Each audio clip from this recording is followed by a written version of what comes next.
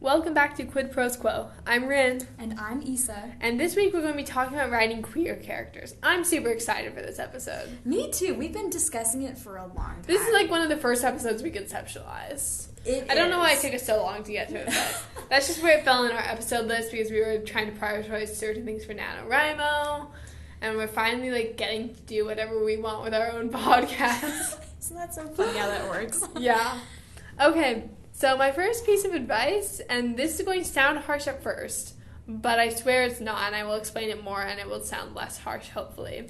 But don't write a story about being queer if you're not queer. So if you're straight, don't write about the experience of being queer, but definitely include queer characters. It's a difference of writing about diversity versus including diversity. You should always include diversity, but, like, in the same way that, like, I'm white, so I should never write a story about being a black person because I just don't understand that experience. But I should include black characters in my writing because I should not just write, I'm queer, so I should not just write white queer characters because that's kind of boring.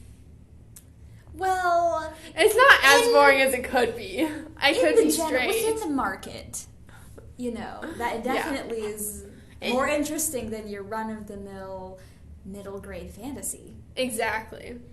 Yeah. But anyways, definitely include queer characters and, like, just do your research.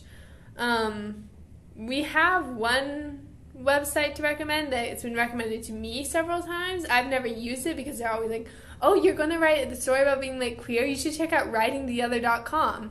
And I'm like, oh, thanks, but I am the other. Yeah.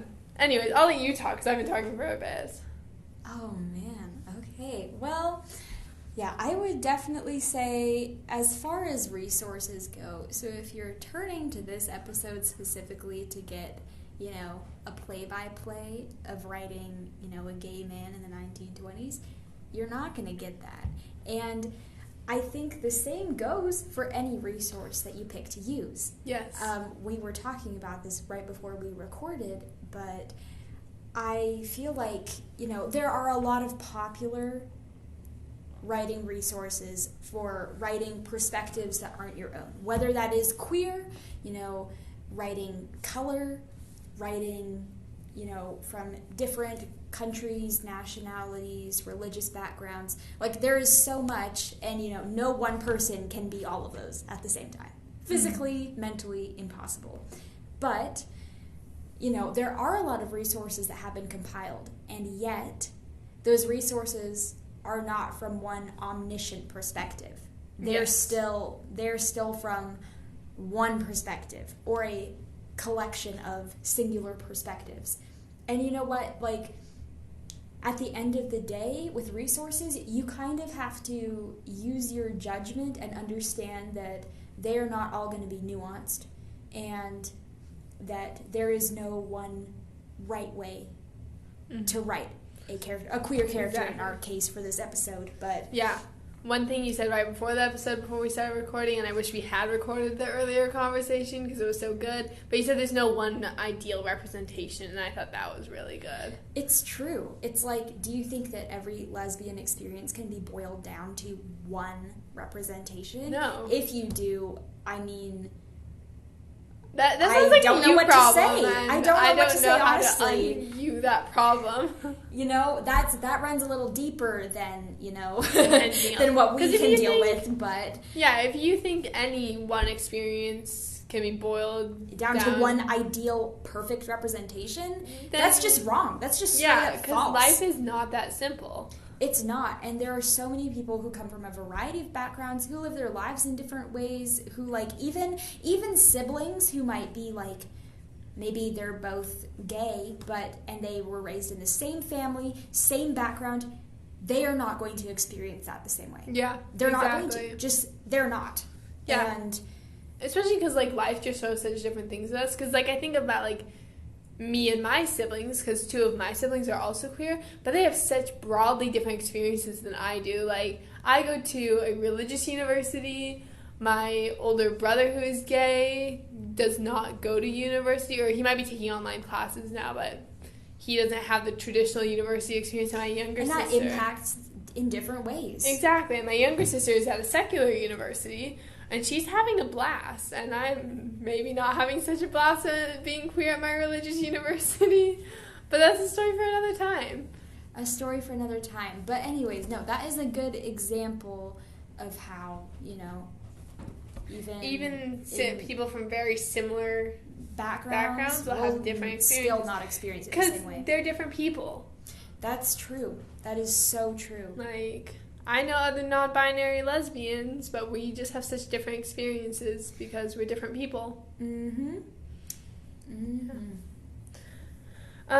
Segueing into our next point, stereotypes aren't always bad, but you have to be careful which ones you include. Because, like, I was on a panel for, like, an educational panel by like, queer students to educate straight students earlier this week, and then, like, someone asked a question about, like, stereotypes and, like, if we feel like we fall into stereotypes or if we don't, and one of my fellow panelists was like, yeah, I fall into some stereotypes, like, the one that gay people just, like, can't sit properly, like, I think that one's so funny, and I totally fall into it, like, I'm always sitting in, like, a weird way, like, I also fall into that stereotype also with, like, one leg tucked up under me. Currently, my legs are twisted around, like, themselves, like, 2 times, like a pretzel.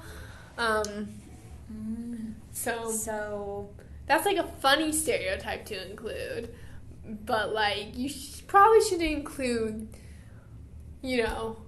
all your queer characters shouldn't be thin, white, and cis, That's true. Yeah. That's true. Yeah, stereotypes can be harmful. Yes. And can further generalize. And, while I wouldn't say that every single person will look to literature to inform them about, maybe, if somebody had never met a lesbian in their entire life, which I doubt at this point. Yeah. I doubt it. I mean, it depends on how old they are when they're growing up. Because when I was 12 and moving to California, I'd never met a lesbian before. Well, you wouldn't know that you'd met one. You're right. But you might have. Anyways, that's besides the point. But, like, if people go to literature to become educated about, well, queer people in our case, I do not think that that's the best resource to get educated about that. But people will inevitably internalize something of what they read or, take in.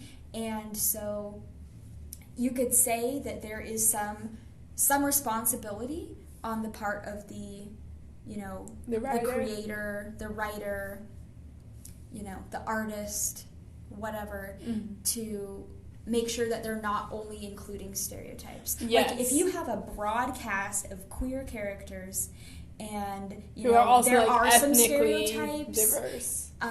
Here and there, but not every single one represents, like, the what lesbian you would stereotype, the stereotypically gay think man of. stereotype. Yeah, then you know what? Then you have a more diverse cast, and it's not like you're getting away with having stereotypes. It's you're representing lots of different people who are also queer, and, like, anyways. So there could be some responsibility on the part of the creator. Oh, absolutely. But I do think that there is also responsibility with the consumer. Yeah. And so if you worry that you're going to write something that will accidentally be a stereotype, and you're worried that that will be interpreted poorly on part of the reader, then, like, it's okay to have that concern, but you have to understand that you're only half of that equation. Yes, exactly. Like, literature is not just in vacuum, but it is also not just what has been created and who is creating it. It's how is that being consumed. Exactly. And, like, when you were talking about all this, one stereotype I thought of was, like, the idea of non-binary people always being represented in, like, aliens or, like, cyborgs or robots or stuff like that, which is, like, kind of cool. And on one hand, I know, like, some non-binary people who like that because they're like, oh yes, we're ethereal, otherworldly beings and we're just so cool. But on the other hand, it's so when those things are dehumanizing. the only things that have been allowed or, have been portrayed. Yeah, perpetually, like, portrayed as being non-binary, then it's cool if non-binary people would like to be seen as these, like, otherworldly beings. Awesome. Claim that for yourself if you like. But to have that be the only acceptable mode of being non-binary in literature, not ideal at all. No, and like I said, it's like dehumanizing. Where's the diversity? Where's the humanity? Exactly, where's the humanity? Yeah. So be careful with stereotypes because they're not always bad, but they often are. I think that's our takeaway from this segment of our conversation. Another key thing I think you should think about is like what inclusion looks like, and think about that, because like if you're including characters just for the sake of like the market, winning diversity points, then you're not doing it for the right reasons, like if you're including characters because you want to have a diverse cast, and you want to have a diverse cast because you recognize that will reflect life and that will make your work more lifelike and realistic, because like there even has to be a sense of realism even in like fantasy worlds, right? That's true. I mean, I wouldn't say that all writing necessarily has to be realistic, but I do think, but I am not saying with that statement that writing should not be diverse. Yes. You understand I know what you're saying. Yeah, like I definitely do not want to see real life portrayed on the page all the time. Exactly. But I do want diversity all the time. And also, a lot of people who write like historical fiction and like justify not having any like queer or black characters because they're like, oh, they didn't exist then. I'm like, what are you talking about? Like, I was doing research. Do you understand anything about history? Yeah. Good Lord. Yeah.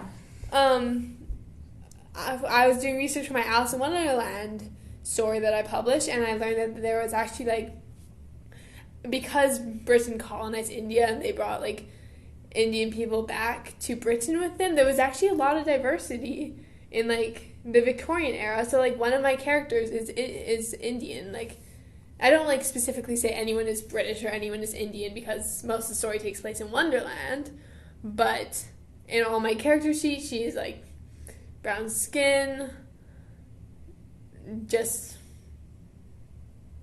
I can't remember like what else was specifically Indian, but she's like not a white person, which is my point. And it's like you need to realize that history is like way more diverse than you were taught in middle school. Yes, history is diverse, and it is good even in fantasy works to, keep in mind specific pieces of representation and, not just like a generalized person of color amidst a white fantasy race, because that is definitely,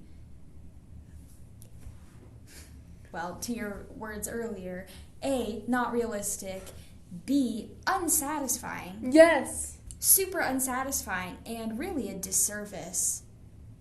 Yes. To everyone. Every reader, everywhere. Like if you, like, I know this episode is about writing queer characters, but just rolling with this, if you write a person of color and you just make them a generic person of color who is just not white and has nothing else notable about them to separate, then have you really written a person of color, or have you just not written a white person? You know what I mean? That's really good point. Is that really diversity, or is that just you making sure that you don't just have white people? Yes. I don't know. Yeah, and I mean, you could say something similar with queer people, which again kind of feeds into like the stereotype thing we were discussing. Like, if you just take a bunch of stereotypes, slap them on somebody, but don't actually want to reference their identity, and they just become this like queer entity, that's fine, because some people do identify that way. But on the other hand,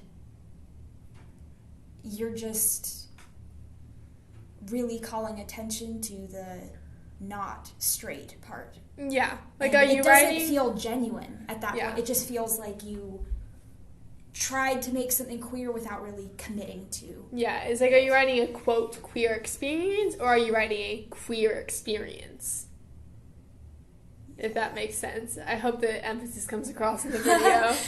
Because we have, like, face-to-face, not video, the recording, and we have face-to-face conversations. And our last tip, just as we're running out of time here, is you should get a queer beta reader who falls into the category you're writing. So if you're writing a lesbian, you should have one or more lesbian beta readers. Because then they're going to be able to say, hey, maybe this stereotype is harmful, or this stereotype, or you could add in, like, more of this idea or this part of the experience. And I think that's a really helpful way to write any minority, really. That is so true. And you know what? Having beta readers to watch for specific things happens more frequently than you would think it would. Mm-hmm. And it's not just something special that was invented to verify that, you know, you're respectfully writing queer characters. But, you know, like, if some authors write medical elements in their stories and need, you know, doctors or people who work in medical fields to go over it. And it is really not a big deal or a strain on anybody's time or effort to be like, hey, I need a beta reader who fulfills X, Y, or Z, or all of the above. Mm-hmm. And you know what? It's just a normal part of the industry, honestly. Yeah, so exactly. It's not like you're going out of your way, these extra steps, and Mm-hmm. that's so hard to find somebody.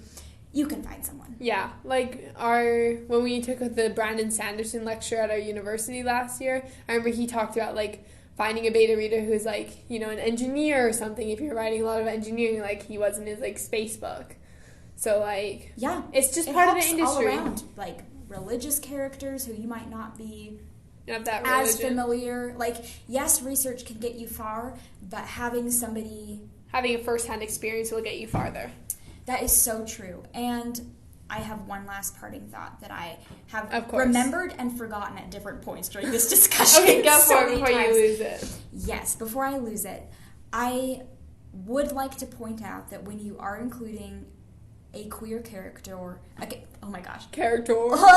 I'm so sorry. A queer character, that you do not have to suddenly create an entire cast full of characters to justify the traits that you give this one queer character. Oh, that's such a good point. Like, you know, if you want to represent a queer character and you've developed this character and they are, you know, like, however you've rounded out their character, you don't have to justify that by making them, you know, fall in love or call attention to them not falling in love, or, you know, provide a bunch of other queer characters to reflect the other elements Mm-hmm. of being queer. You do not have to capture the entire queer experience with 50 characters in a book Yes. or a short story to justify the queer character that you are exploring. Exactly. And also, just like one more note, you can't write the whole queer experience into one book. You just can't. Because like we said, there's no one ideal representation. Yep, and I know some readers look for the ideal representation. Some readers look for everything. Some are ready to fact check you. And the thing is, they haven't experienced the entire queer experience either. Exactly. They haven't. And so Yeah. I think just you being mindful and doing what you can, that is enough. That is the bar. And, you know, once it moves on through publishing, it's out of your hands. You've done what you could, and Yeah. you should feel good about And what you you've did done. your best. Absolutely. And Yeah. that's what we're asking for. That's all we're Exactly. Okay, well, thank you so much for joining us. Sorry this episode got a little long. Next week, we'll be talking about our writing journeys, which will be so much fun. So we hope you join us next week. I'm Rin. asking for. And I'm Issa. And this has been Quid Pros Quo.